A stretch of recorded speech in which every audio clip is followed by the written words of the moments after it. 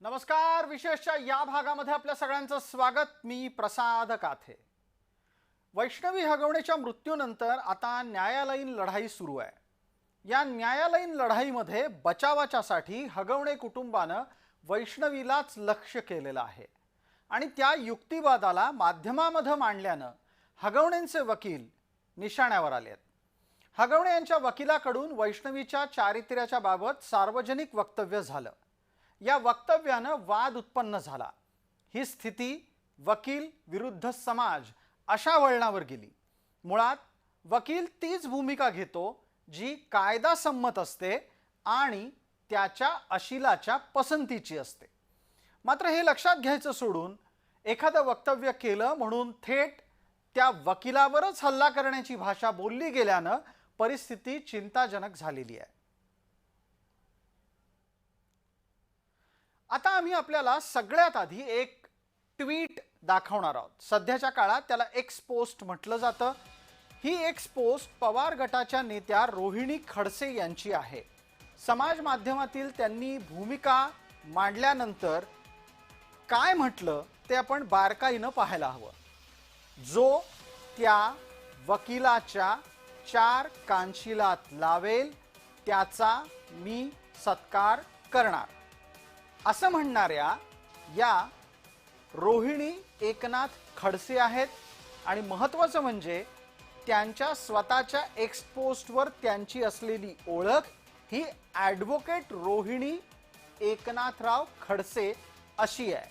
आणि त्या स्वतःच आपल्याच एका व्यवसाय बंधूच्या बाबतीत म्हणतायत की जो कोणी त्या वकिलाच्या 4 कानशिलात लावेल त्याचा त्या सत्कार करतील.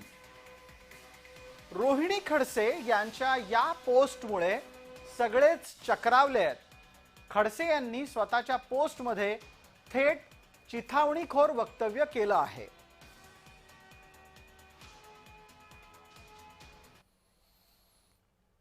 एकीकडे रोहिणी खडसे यांनी भूमिका घेतली आणि थेट चिथावणीखोर वक्तव्य केलं, हिंसाचाराच्या साठी प्रोत्साहन दिलं. दुसरीकडे भारतीय जनता पार्टीच्या नेत्या आमदार चित्रा वाघ या सुद्धा संतापल्या आणि त्यांनी पण समाज माध्यमामध्ये वकील विपुल दुशिंग यांना धारेवर धरलं. चित्रा वाघ यांची भाषा काय आहे ते पहा. खविसाला कसं कळलं की सगळेच खवीस मिळत जात आहेत तसे हे हगवणे आणि त्यांची बाजू मांडणारे.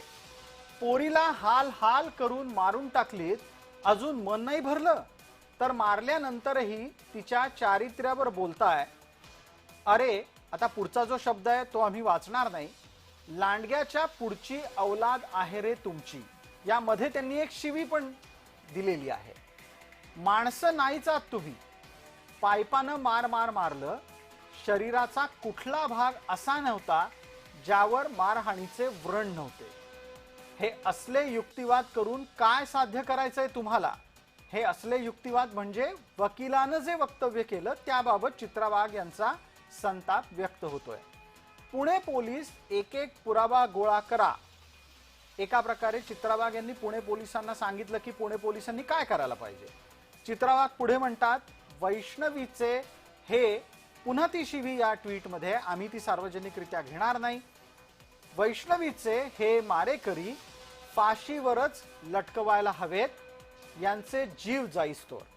असं सगळं वक्तव्य करत असताना हगवणे यांच्या विरोधात संताप व्यक्त करत असताना वकिलाच्या बाबतीतही चित्रा वाघ यांच्याकडून संताप व्यक्त झालाय.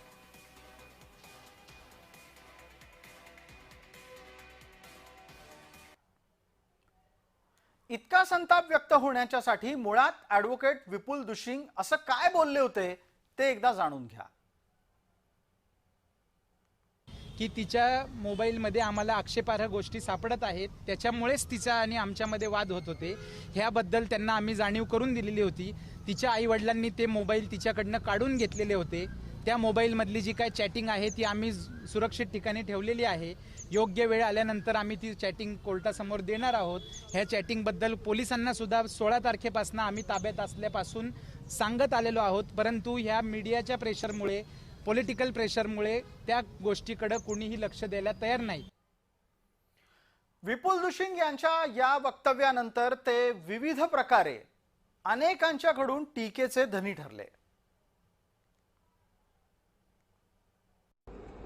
हगवणींचे वकील बुद्धिमत्तापणाला लावत आहेत की नीतिमत्तापणाला लावत आहेत, हा खरा कळीचा मुद्दा आहे. कारण जी आज हयातच नाहीये आणि जी याच नेमक्या आरोपांनी कंटाळून गेली होती आणि या सगळ्या वागण्याने, या सगळ्या छद्मी बाणांनी जिचं अवघं आयुष्य घायाळ झालं होतं, म्हणून तिने या जगाचा निरोप घेतला, तिला जर तुम्ही पुन्हा एकदा बदफैली करणारी ठरवणार असाल तर हगवणींचे वकील हे बुद्धिमत्तापणाला लावत नाहीयेत, ते नीतिमत्तापणाला लावतायत, याचं त्यांना भान असलं पाहिजे. मुळात वकील महाशय जे काही बोलले ती हगवणे कुटुंबाची भूमिका आहे. आपल्या जामिनाच्यासाठी हगवणे यांनी दिवंगत सुनेच्या चारित्र्यावर शिंतोडे उडवायला सुरुवात केली आहे. आता आपल्या पोरीच्या बाबतीत होणारी वक्तव्य पाहून बापाच्या डोळ्याला आसवांची धार लागली आहे. आता ती टेंडन्सी होती की नाही होती, आता ते काही आरोप करतील, काही शिंतोडे उडवतील माझ्या मुलीवरती. पण वकील साहेबांना मला कालच्या याच्यावरून एकच सांगायचंय की साहेब, तुम्ही सुज्ञ आहात, तुम्हाला पण मुलं बाळा असतील. एखाद्याच्या असहाय्य मुलीवरती, ती तर माझी मुलगी गेलीच आहे, माझी मुलगी तर गेलीच आहे, पण तिचा एवढं मेल्यानंतर तिच्यावरती असे वाईट वाईट चिंचोडे उडवू नका. तुम्हालाही मुलं असतील, मुली असतील नक्की, पण तुम्ही अशा एखाद्या लेकराचं हे नका करू. मला एवढं सांगायचं या तुमच्या प्रसार माध्यमातून. याच्या जोडीला ॲडव्होकेट दुशिंग यांची सनद रद्द करण्याची मागणी सुद्धा झालीच. काल हगवणे कुटुंबाचे जे ॲडव्होकेट होते विपुल दुशिंग यांनी जी स्टेटमेंट्स काल कोर्टात केली, त्यांनी असं म्हटलंय की प्लास्टिकच्या छडीने मारहाण केली, याला हत्यारं म्हणायची का या प्लास्टिकच्या छडीला? तर विपुल दुशिंग साहेब याला काय म्हणायचं? दुसरं म्हणाले की नवऱ्याने बायकोच्या कानाखाली मारणं म्हणजे छळ आहे का? विपुल दुशिंग साहेब, you are an officer of the court. तुम्ही असं असताना वाटेल ते जे बोलला, तुम्ही डोमेस्टिक व्हायलन्सचं समर्थन करताय का? ॲडव्होकेट दुशिंग यांनी घेतलेली भूमिका ही त्यांची भूमिका नाहीये, ती हगवणे कुटुंबाची भूमिका आहे. आणि आजच्या घडीला हगवणे कुटुंबाला बोलता येत नाही म्हणून दुशिंग हे टीकेचे लक्ष बनतायत का, हा प्रश्न उपस्थित राहतोय. कारण न्यायालयीन प्रक्रियेमध्ये वकील हा केवळ माध्यम असतो. असं असताना दुशिंग यांच्याबाबत होणारी टीका समर्थनीय असू शकते का, याबाबत वकिलांचं काय म्हणणं आहे, ऐका. सभेतनं आपण आरोपीच्या वकिलांकडून अपेक्षा करणं हे चुकीचं आहे.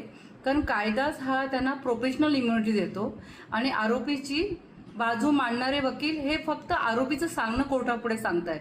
त्यामुळे त्यांच्याशी मारहाण करणे, त्यांच्याबद्दल काहीही बोलणे, actually you are attracting more problems for Vaishnavi Hagawane case. Because कधी ना कधी कोर्ट सांगणार की हे मीडिया ट्रायल होतं आहे, तुम्ही पॉलिटिकल लिडर्सने याच्यावर भाष्य करू नये, मॅटर अंडर सब ज्युडाईज म्हटलं जातं जे की मॅटर हे कोर्टात चालू आहे, तर बाहेरच्या लोकांनी त्याच्यावर भाष्य करू नये.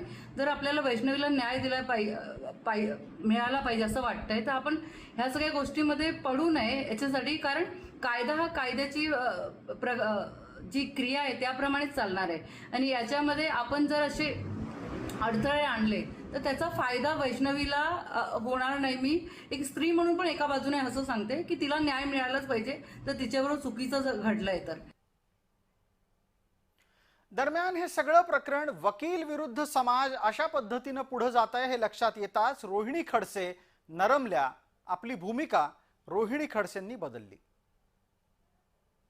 काल वैष्णवी हगवणेंच्या केस संदर्भामध्ये काही वक्तव्य मी मीडियाच्या माध्यमातून बघितले की पतीने पत्नीच्या कानाखाली 4 लगावल्यात तर तो हिंसाचार असू शकत नाही. ह्याच केल्या गेलेल्या वक्तव्याचा ग्रामीण भागातल्या पुरुष मंडळींनी जर गैरवापर केला आणि माझ्या ग्रामीण भागातल्या माता भगिनींना की हे हिंसाचार नाही असं म्हणून जर 4 कानाखाली लगावल्यात, तर माझ्या त्या ग्रामीण भागातल्या माता भगिनींना वाचवणार कोण?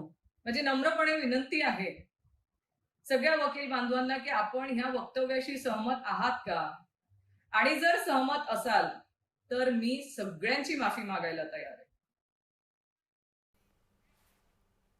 विशेषतः या भागामध्ये तुर्तास इतकंच. आपण पाहत रहा फक्त जय महाराष्ट्र.